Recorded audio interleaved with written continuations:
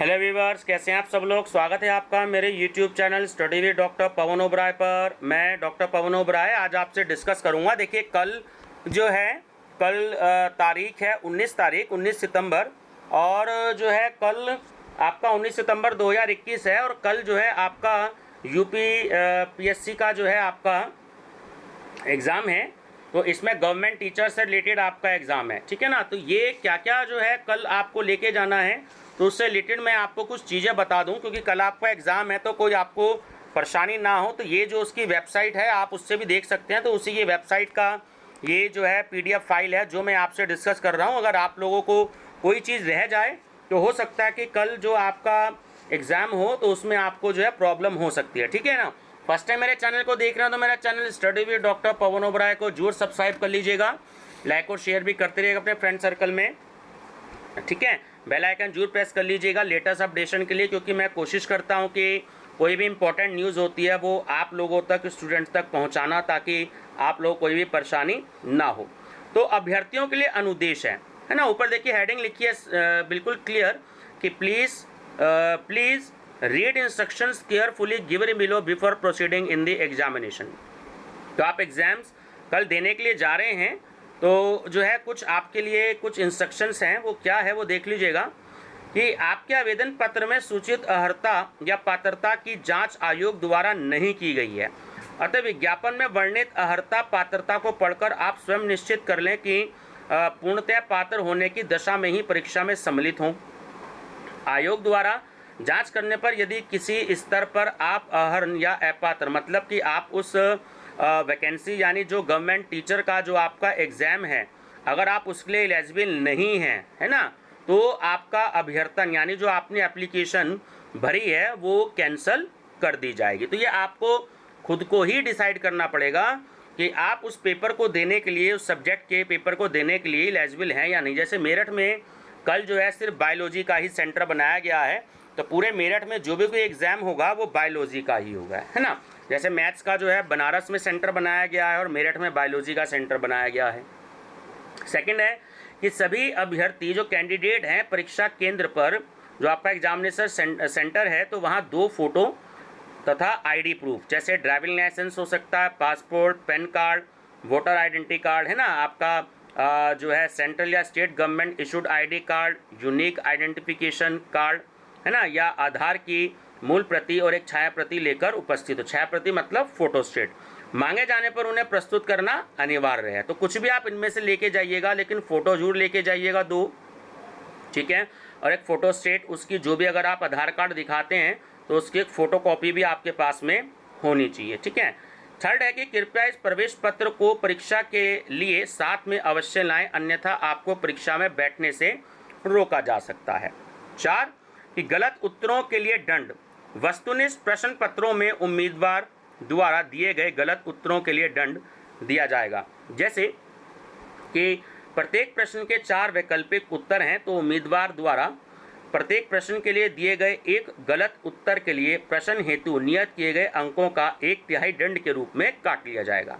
यानी कि अगर आप कोई आंसर गलत करते हैं तो जो 1/3 मार्क्स है वो काट लिया जाएगा। नेगेटिव मार्किंग है यानी, है ना। यदि कोई उम्मीदवार 1 से अधिक उत्तर देता है तो इसे गलत उत्तर मान लिया जाएगा। यानी ABCD 4 ऑप्शन है, मान लीजिए किसी क्वेश्चन का आंसर C सही है, आपने C भी मेंशन कर दिया और A भी मेंशन कर दिया, तो ऐसा आप ना करें, ठीक है। एक ही आंसर आप दें। यद्यपि दिए गए आंसर में उत्तरों में एक उत्तर सही होता है, फिर भी उस प्रश्न के लिए उपयुक्त अनुसार ही उसी तरह का दंड दिया जाएगा। थर्ड पॉइंट है कि यदि उम्मीदवार द्वारा कोई प्रश्न हल नहीं किया जाता है तथा उम्मीदवार द्वारा उत्तर नहीं दिया जाता तो उस प्रश्न के लिए कोई दंड नहीं दिया जाएगा। तो बेस्ट ये है कि अगर आपको उस आंसर में कन्फ्यूज़न है या उस आंसर को आप बिल्कुल नहीं पता तो आप उसे छोड़ दीजिएगा, है ना। नेगेटिव मार्किंग हो जाएगी, नहीं तो 1/3 जो आपका ऊपर वाले कोई आंसर गलत सही होंगे तो उसका 1/3 आपका कट जाएगा, तो इसलिए आप ध्यान रखिएगा। 5th का फर्स्ट पॉइंट कि अभ्यर्थियों को सलाह दी जाती है कि वो अपना क्लिप बोर्ड या हार्ड बोर्ड या कार्ड बोर्ड जिस पर कुछ ना लिखा हो तथा काली इंक वाला बॉल पॉइंट पेन साथ लेकर के आएँ, ठीक है।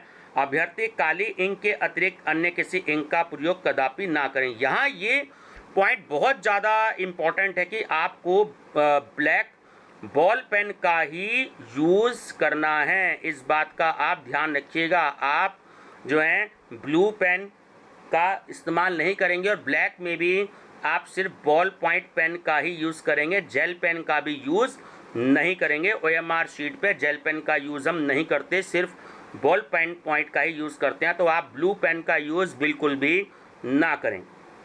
सेकंड है, अभ्यर्थियों को अपने पास सारणियाँ, टेबल्स, ग्राफ शीट, मानचित्र आदि रखना तथा उनका प्रयोग अनुमन्य नहीं है।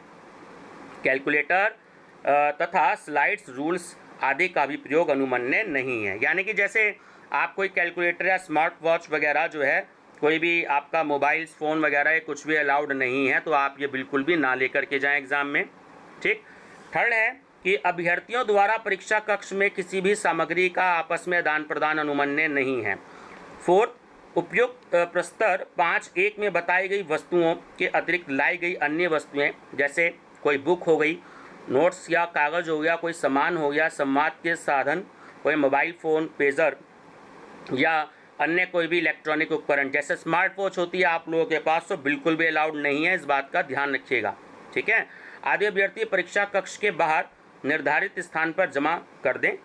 यद्यपि इन वस्तुओं की सुरक्षा का प्रबंध रहेगा, फिर भी कोई सामान यदि खो जाए तो उसका उत्तरदायित्व आयोग का नहीं होगा।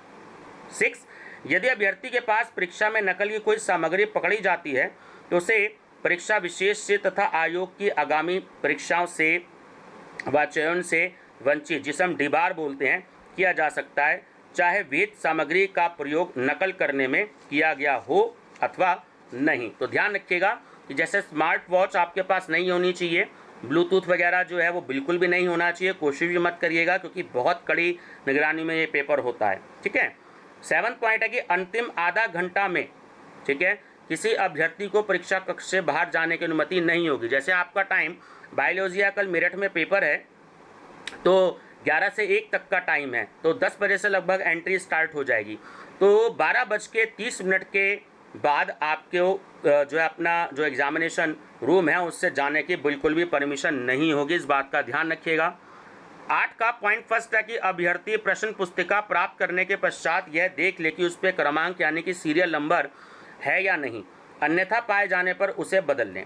इसी प्रकार क्षतिग्रस्त या फटी हुई या त्रुटिपूर्ण प्रश्न पुस्तिका भी अंतरिक्षक से बदल लें। जो आपके इन्विजिलेटर हैं, रूम में टीचर्स हैं जिनकी ड्यूटी होगी, तो आप उनसे कह के उसको बदल सकते हैं। उत्तर पत्रक यानी कि OMR शीट, ठीक है, तो OMR शीट में जो भी कोई आप सूचनाएं भरेंगे तो उसमें आप व्हाइटनर का यूज़ बिल्कुल भी ना करें, ब्लेड का यूज़ ना करें और रबड़ आदि का भी यूज़ ना करें। इसका बिल्कुल जो है ये बिल्कुल सख्त निर्देश हैं। हाई कोर्ट ने भी जो है व्हाइटनर को जो है वो इलीगल माना है, तो इस बात का आप ध्यान रखिएगा। तो आप व्हाइटनर का, ब्लेड का, रबड़ का यूज़ आप नहीं कर सकते। अभ्यर्थी को प्रश्न पत्र समाप्ति के बाद उत्तर पत्रक की मूल प्रति, जो आपकी OMR शीट है, तो उसकी ओरिजिनल कॉपी तो आप जो है अपने टीचर को देंगे, इन्विजिलेटर को, ठीक है, और बाकी प्रश्न पुस्तिकाएं अभ्यर्थियों को परीक्षा के बाद अपने साथ ले जाने की अनुमति है। तो उसमें आपको एक तो जो क्वेश्चन पेपर होगा, बुकलेट, वो आप लेके जा सकते हैं, ठीक है, और जो OMR शीट की ओरिजिनल के साथ एक डुप्लीकेट होगी तो वो भी आप लेके जा सकते हैं। ओरिजिनल मत लेके जाइएगा, नहीं तो आपको प्रॉब्लम हो सकती है। 9वां पॉइंट है कि अभ्यर्थियों को परीक्षा केंद्र में परीक्षा प्रारंभ होने के 1 घंटे पूर्व प्रवेश दिया जाएगा तथा परीक्षा समाप्त होने के पश्चात विलंबतम यानी कि 15 मिनट तक ही आपको प्रवेश दिया जाएगा, यानी 11:15 तक मैक्सिमम आपको जो है प्रवेश दिया जा सकता है, उसके बाद नहीं दिया जाएगा किसी भी कीमत पे। ठीक है, ये रिटर्न में दे रखा है वेबसाइट से, तो मैं उसी के इंस्ट्रक्शंस आपको बता रहा हूँ। 10वां पॉइंट है, बहुत ही इंपॉर्टेंट है कि अभ्यर्थियों द्वारा परीक्षा केंद्र पर फेस मास्क और सैनिटाइजर लेकर आना अनिवार्य है। अभ्यर्थी अपने पीने हेतु पानी की पारदर्शी बोतल साथ रखें, तो पानी भी आप स्वयं लेकर के जाएं तो ज़्यादा बढ़िया होगा।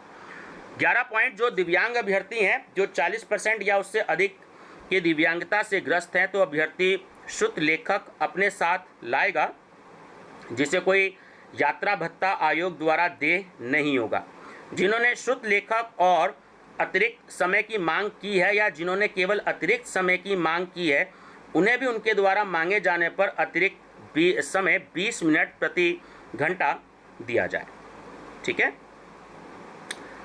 जो श्रुत लेखक और अतिरिक्त समय का लाभ ले रहे हैं उन्हें परीक्षा में बैठने की उचित व्यवस्था, ठीक है, जो भूतल होगा नीचे ग्राउंड फ्लोर जो है वहाँ पर परीक्षा शुरू होने से पहले करते हुए अंतरिक्षण व्यवस्था को सुदृढ़ किया जाए। दिव्यांग अभ्यर्थी परीक्षा के दौरान अपने केंद्र पर केंद्र पर्यवेक्षक से जो सुपरवाइजर होता है तो उनसे श्रुत लेखक एवं अतिरिक्त समय हेतु सूचना देगा।